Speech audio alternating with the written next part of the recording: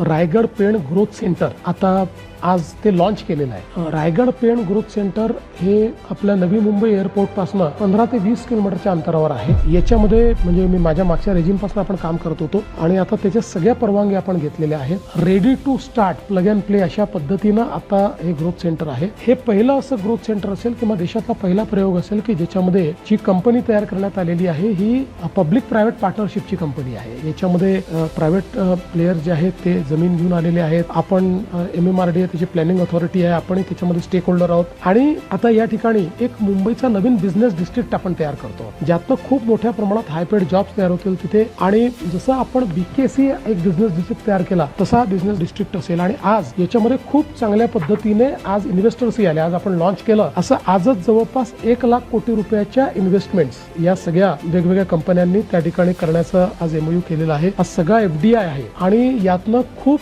चांगल्या पद्धतीनं एक नवीन शहर तयार होईल.